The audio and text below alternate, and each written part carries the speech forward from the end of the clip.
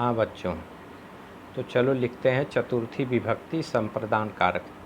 Number 4 संप्रदान कारक। संप्रदान कारक,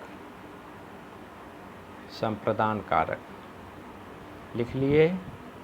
इसमें लिखो इस कारक का चिन्ह, इस कारक का चिन्ह को के लिए है। इस कारक का चिन्ह को कामा के लिए है। इस कारक का चिन्ह को के लिए है। इसका प्रयोग चतुर्थी विभक्ति, इसका प्रयोग चतुर्थी विभक्ति में किया जाता है। इसका प्रयोग चतुर्थी विभक्ति में किया जाता है। उदाहरण लिखो। पहला, पिता पुत्र को गेंद देता है। पिता पुत्र को गेंद देता है। किसको देता है? पुत्र को। तो पुत्र को यहाँ चतुर्थी विभक्ति है, अंडरलाइन कर लो पुत्र को। पुत्र को अनुवाद करो।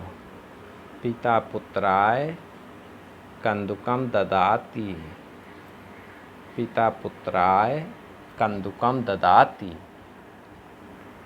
पिता पुत्राय कंदुकम ददाति। तो पुत्राय को अंडरलाइन कर लो क्योंकि उसी में संप्रदान कारक है। दूसरा उदाहरण लिखो। गुरु शिष्य के लिए पुस्तक लाता है। गुरु शिष्य के लिए पुस्तक लाता है। गुरु शिष्य के लिए पुस्तक लाता है। यहाँ जो के लिए आया है यही संप्रदान कारक है। के लिए, किसके लिए? शिष्य के लिए। तो शिष्य के लिए अंडरलाइन कर लो। शिष्य के लिए लिखो। गुरु शिष्याय, गुरु शिष्याय, गुरु शिष्याय पुस्तकम आनयति। गुरु शिष्याय पुस्तकम आनयति। शिष्याय को अंडरलाइन कर लेना, उसी में है चतुर्थी विभक्ति। शिष्याय पुस्तकम आनयति। हाँ बच्चों लिखो। पांचवा अपादान कारक। अपादान कारक। पांचवा अपादान कारक बोलें। लिखो। इस कारक का प्रयोग, इस कारक का प्रयोग पंचमी विभक्ति में, इस कारक का प्रयोग पंचमी विभक्ति में किया जाता है। इस कारक का प्रयोग पंचमी विभक्ति में किया जाता है। इसका चिन्ह से है।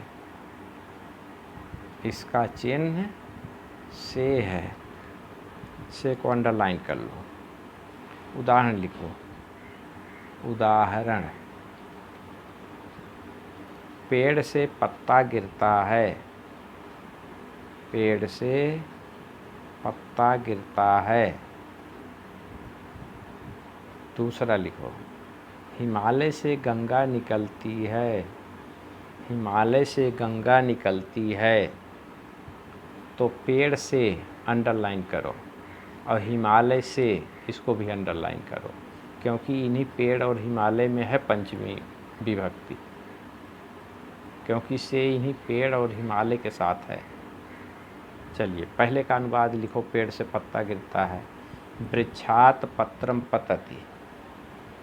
वृक्षात पत्रम पतति। वृक्षात को अंडरलाइन कर लो क्योंकि इसी में है पंचमी विभक्ति। हिमालयात गंगा निस्सरति। हिमालयात गंगा निस्सरति। हिमालयात को अंडरलाइन कर लो। हिमालयात को अंडरलाइन कर लो क्योंकि हिमालयात में ही पंचमी विभक्ति है। लिखो छठवां संबंध कारक।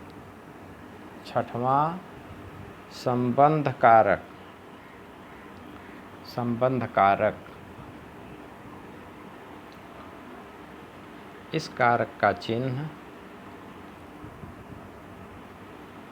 इस कारक का चिन्ह काके की है, इस कारक का चिन्ह काके की है। इसका प्रयोग षष्ठी विभक्ति में, इसका प्रयोग षष्ठी विभक्ति में किया जाता है। इसका प्रयोग षष्ठी विभक्ति में किया जाता है।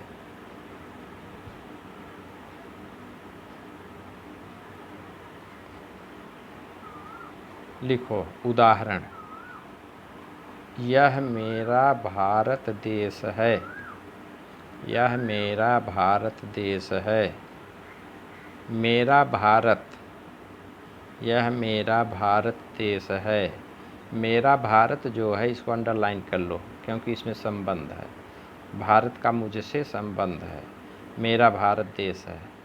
अनुवाद इसका लिखो, अयम मम भारत देशः अस्ति, अयम मम भारत देशः, अयम मम भारत देशः अस्ति, मम भारत देशः अस्ति, मम भारत देशः, मम भारतः को अंडरलाइन कर लो।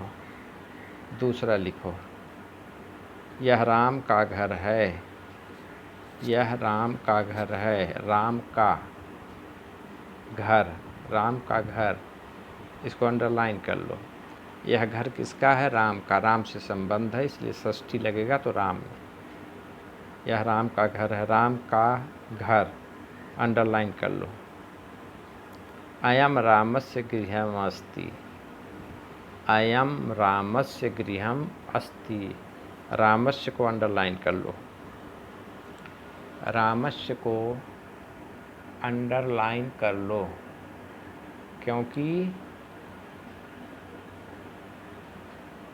इसी में षष्ठी विभक्ति है। लिखो सप्तमी विभक्ति। सातवां लिखो अधिकरण कारक, सातवां लिखो अधिकरण कारक, अधिकरण कारक। इसमें लिखो इस कारक का चिन्ह में पर है, दो है, ये में भी है पर भी है। इस कारक का चिन्ह, इस कारक का चिन्ह में कामा पर है, में और पर है। इसका प्रयोग, इसका प्रयोग सप्तमी विभक्ति में किया जाता है, इसका प्रयोग सप्तमी विभक्ति में किया जाता है। उदाहरण लिखो।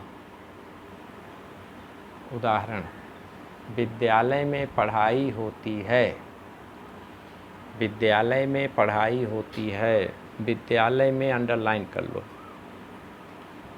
विद्यालय में अंडरलाइन कर लो। अनुवाद करो, विद्यालये पठनं भवति, विद्यालये पठनं भवति। विद्यालय को अंडरलाइन कर लो क्योंकि इसी में अधिकरण कारक है।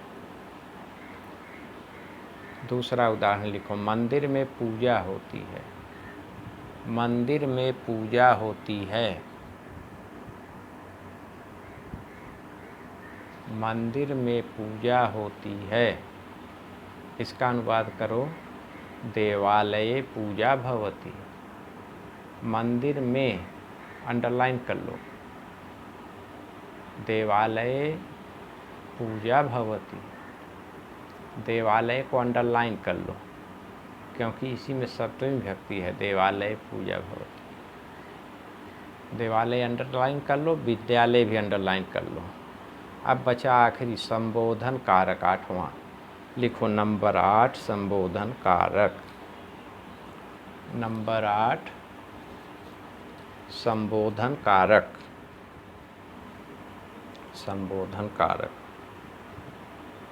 लिखो इसमें, इस कारक का चिन्ह, इस कारक का चिन्ह, इस कारक का चिन्ह हे, अरे है। हे और अरे के बीच में कामा। इस कारक का चिन्ह हे तथा अरे है, अरे है। इसका प्रयोग किसी को बुलाने, इसका प्रयोग किसी को बुलाने, इसका प्रयोग किसी को बुलाने या संबोधित करने में किया जाता है, या संबोधित करते समय किया जाता है। इसका प्रयोग किसी को बुलाने या संबोधित करने के लिए किया जाता है, या संबोधित करते समय किया जाता है। उदाहरण लिखो। उदाहरण, हे राम रक्षा करो। हे राम, हे राम को अंडरलाइन कर दो, इसी में है संबोधन। हे राम रक्षा करो। इसका अनुवाद लिखो। भो राम, भो माने हे, भो राम, राम के बाद संबोधन का चिन्ह लगा देना, नीचे बिंदु लगा देना। भो राम, अंडरलाइन भी कर दो भो राम को, क्योंकि भो राम में ही संबोधन का चिन्ह है। भो राम रक्षमाम, भो राम रक्षमाम, मेरी रक्षा करो। भो राम को अंडरलाइन कर दो। दूसरा है, हे मित्र शीघ्र आओ। हे मित्र शीघ्र आओ। हे मित्र शीघ्र आओ। हे मित्र के बाद संबोधन का चिन्ह और हे मित्र को अंडरलाइन कर दो। शीघ्र आओ। भो मित्र शीघ्रम आगच्छ। भो मित्र शीघ्रम आगच्छ। भो मित्र शीघ्रम आगच्छ। भो मित्र को अंडरलाइन कर दो। तो बच्चों, ये रहा आपका कारक। पहला था कर्ता कारक, जो प्रथमा विभक्ति में लगता है। दूसरा था कर्म कारक, जो द्वितीया विभक्ति में लगता है। तीसरा था करण कारक, जो तृतीया विभक्ति में लगता है। चौथा था संप्रदान कारक, इसका प्रयोग चतुर्थी विभक्ति में होता है। पांचवा था संबंध कारक, इसका प्रयोग षष्ठी विभक्ति में किया जाता है। छठवां मैंने लिखाया संबंध कारक, इसका प्रयोग षष्ठी विभक्ति में किया जाता है। सातवां मैंने लिखाया अधिकरण कारक, इसका प्रयोग सप्तमी विभक्ति में किया जाता है। और आठवां मैंने लिखाया संबोधन कारक, इसका प्रयोग किसी को बुलाने या संबोधित करने में किया जाता है। तो बच्चों, ये रहा आपका कारक प्रकरण। आगे का पाठ फिर हम निर्धारित करेंगे। तब तक के लिए नमस्ते।